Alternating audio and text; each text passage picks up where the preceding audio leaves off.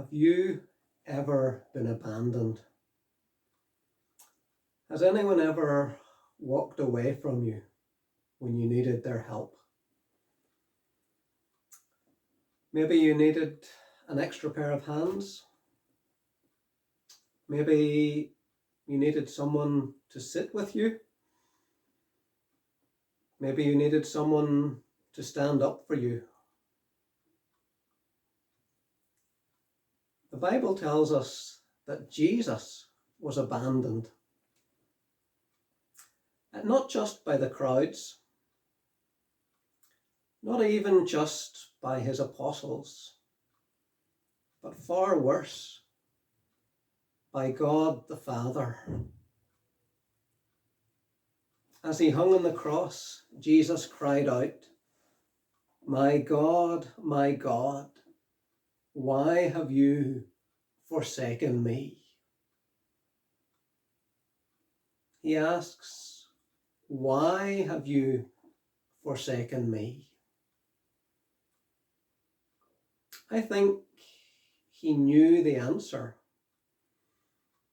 but that doesn't diminish the feeling in the question.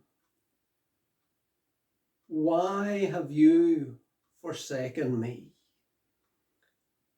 This is the first time that Jesus had ever experienced anything like this.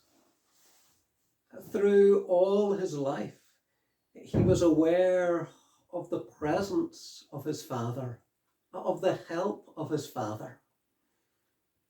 And now, for the very first time, he doesn't feel that intimate, loving presence of God the Father.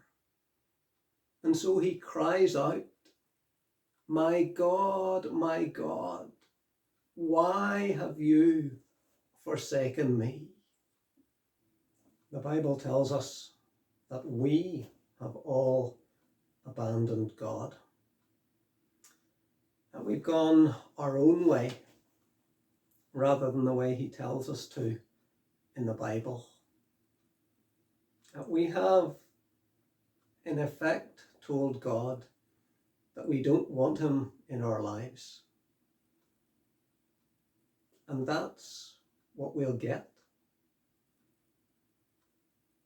if we continue living without God. We'll end up without God, abandoned by God, cut off from him and from everything good in life. Because everything good comes from God.